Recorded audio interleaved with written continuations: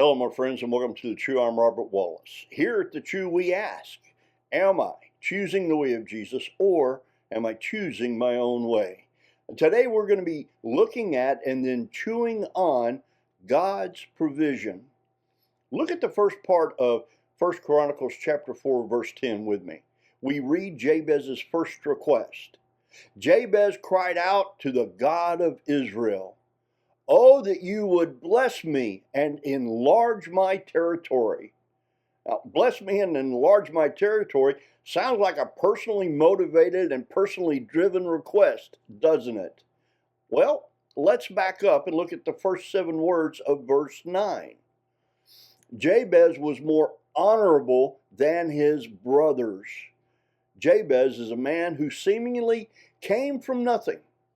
He was given a name so that he and everyone else would remember that his mother focused on the pain of his birth when she named him.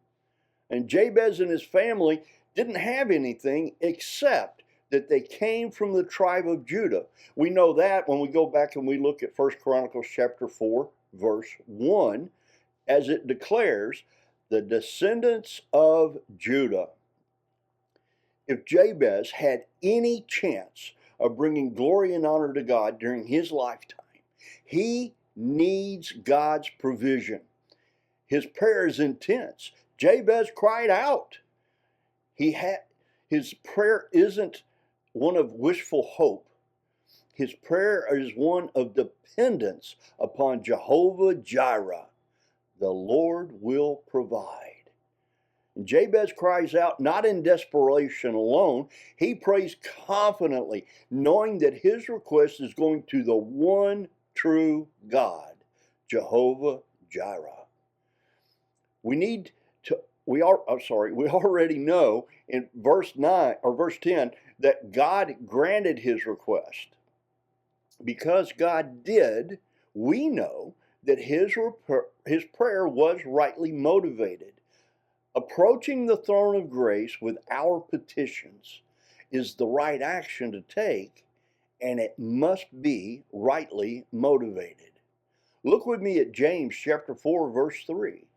James says, "When you ask and you do not receive, because you ask with wrong motives, and then you spend what you get on your pleasures." Look at what Paul tells us in Philippians chapter 4, verse 6. "Do not be anxious about anything, but in every situation, by prayer and petition, with thanksgiving, present your requests to God." Brothers and sisters, God will provide us everything we need to his glory and honor. His purposes for us, as we read in Jeremiah, are for our good in accordance with his plans. These truths apply to each one of us and to Christ's church overall. The good Lord wants to see us grow in grace. He wants us to see our territory enlarged. He wants to provide us with everything necessary, everything we need to be his witnesses to the truth of Jesus Christ for eternal salvation and the fullness of life. Here are the questions for us today. Do I pray specifically asking for God's provision? Do my prayers seek to glorify God or myself? Do I cry out to the Lord and present him with specific prayers or a wish list? Well, what's the Holy Spirit saying to me right now for today? Will I choose the way of Jesus that leads to a full life, or will I choose my own way?